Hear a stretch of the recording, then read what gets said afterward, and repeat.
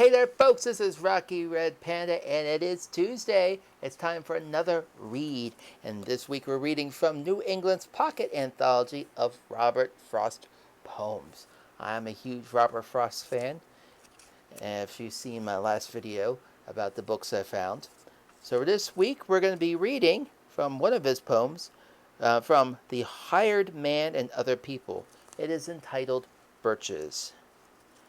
It's actually one of my favorite poems by Robert Frost. So, just pretend it's winter outside, it's not summer, and it's gorgeous. Birches. When I see birches bend to left and right, across the lines of straighter, darker trees, I like to think some boy's been swinging them.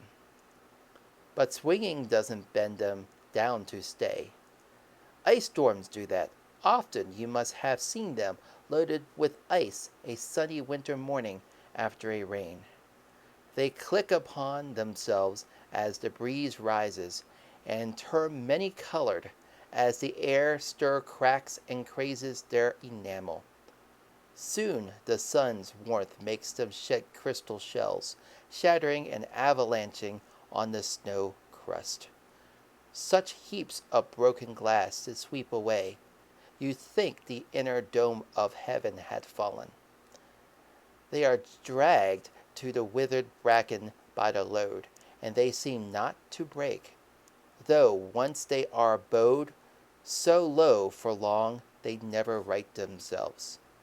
You may see their trunks arching in the woods, years afterwards trailing their leaves on the ground, like girls on hands and knees that throw their hair before them over their heads to dry in the sun.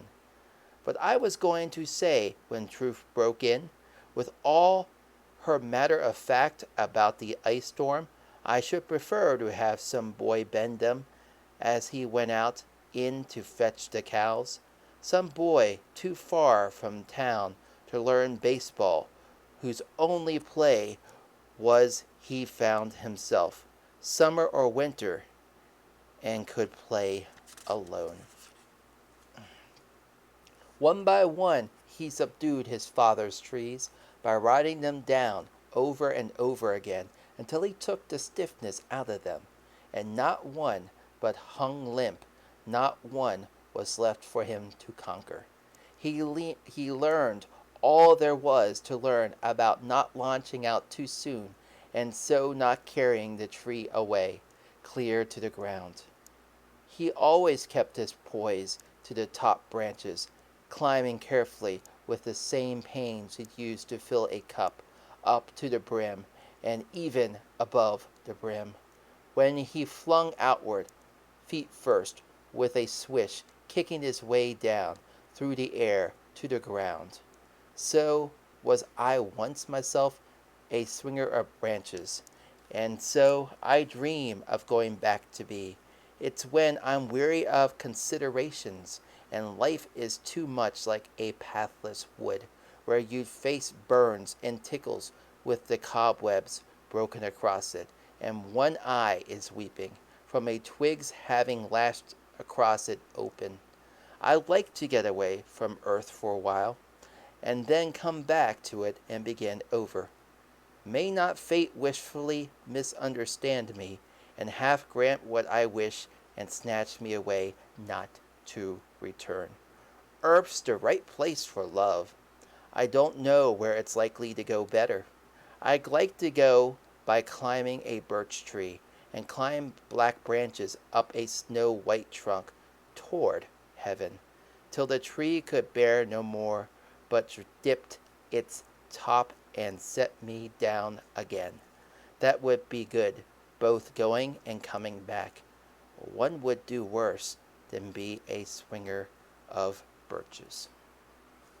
Now that is a poem written by Robert Frost called Birches. I think that poem speaks on many different levels.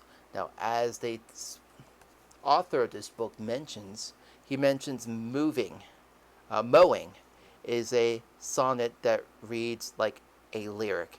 It is one of Frost's early poems, but the tone is already mature, and the spirit is the spirit of the later work. The poet, as labor, identifies himself with his scythe, and as the man and his instrument performs their task, their earnest love brings them to a simple, profound truth. The fact is the sweetest dream that labor knows. Birches assured the reader that earth's the right place for love. For love and labor, too, adds the scythe, whispering to the ground. I think Robert Frost, he has a lot of meanings behind his poems, and each poem he writes adds a special touch, which makes you think, open your mind, and make you imagine that you're actually in the poem that you're reading.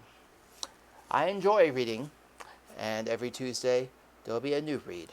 And this week was Robert Frost's poem called Birches.